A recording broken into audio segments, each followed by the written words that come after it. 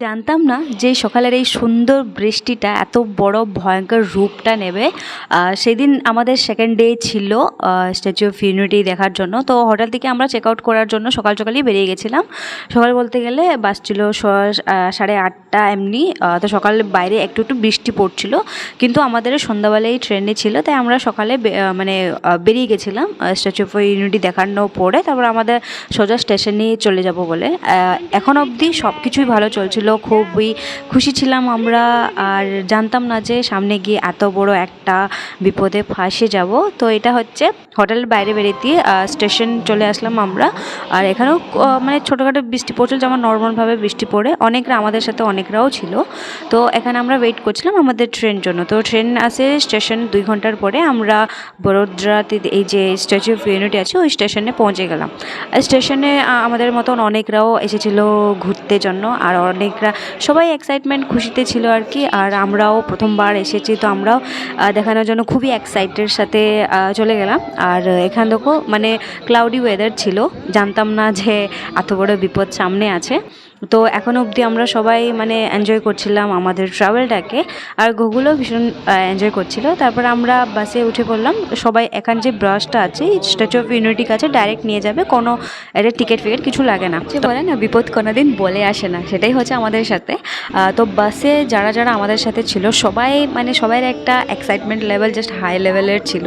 তো আমরাও ভীষণ খুশি হয়ে গেছিলাম। আর দেখতে দেখতে স্ট্যাচু অফ ইউনিটি আমাদের বাসের কাছে রাস্তায় কাছে আসছিল। খুব এক্সাইটমেন্ট বাড়ছিল যে দেখবো বলে। আর যখন আমরা নেমে গেলাম তখন ভাবছিলাম যে হ্যাঁ বৃষ্টি হয়তো থেমে যাবে, কিন্তু দেখতে দেখতে একটা মানে বেশ ভালোই বৃষ্টি পড়ছিল। তারপরে আমরা যখন ওখানে নামলাম তো শুনতে পেলাম যে এখানে 2-3 দিন আগে থেকে এমনি সেম বৃষ্টি পড়েছে, মানে একটু কিছু কমেনি। তো আমরা ভাবলাম ঠিক আছে, মানে একটু বৃষ্টি পড়ছে আমরা দেখে বাস চলে যাব। কিন্তু এখানে যখন নামলাম দেখছি 90% লোক এখানে রেইনকোট পরে আছে, মানে এত হাওয়া দিচ্ছিল, তারপরে এত জোর জোরে বৃষ্টি। তো আমরা সবার প্রথমে গুগল জন্য রেইনকোট দেখলাম, কিন্তু রেইনকোট পাইনি, কারণ আমাদের সাথে অনেকরা যা ছিল ওদেরও ছোটো বাচ্চা ছিল, তো ওদের শেষ হয়ে গেছিলো। তাই আমি রেইনকোটটা পরলাম যে গুগলকে ঢাকা দেবো, কিন্তু ও থাকতে চায় না, খুব মানে ছেড়ে ফেলে দিচ্ছিলো। তাই ওর বাবা একটা নিয়ে গেছে ছাতা, যেটা আমরা সবাই এসে যাব। তারপর আমরা অ্যাকচুয়ালি আমাদের যে টিকিটটা ছিল ওটা হচ্ছে 2টোর সময় এন্ট্রি করার জন্য। আমরা বেরিয়ে গিয়ে বাইরে যে দোকান আউটসাইডের যে দোকানগুলো থাকে ওখান থেকে আমরা গুগল জন্য একটা রেইনকোট নিয়ে গেলাম। আর দেখতে পাচ্ছ আমরা চলে আসলাম লাঞ্চ করতে, কারণ 2টোর সময় আমাদের এন্ট্রি ছিল। তো এতক্ষণ ওখানে বসে কিছু লাভ নেই, তো ভাবলাম এখানে লাঞ্চ টাঞ্চ সেরে দিয়ে ওখানে ডাইরেক্ট বেরিয়ে যাব। আর এখান দেখো মানে এতটা কিউট লাগছিল না গুগল এই রেইনকোটটা পরে। মানে আমি ওর জামা না এমনি নর্মাল একটা পরিয়েছিলাম, কারণ রাস্তাতে নোংরা করে দেবে বলে। আর আমার টাইমই হলো না এখানে, মানে এত বৃষ্টিতে ওর জামা চেঞ্জ করানো হলো না। যাক, কিন্তু এখানে যে নতুন রেইনকোটটা পরেছে ওকে ভীষণ একটা কিউট লাগছিল, তাই আমি ওটাই পরিয়ে দিলাম ওকে।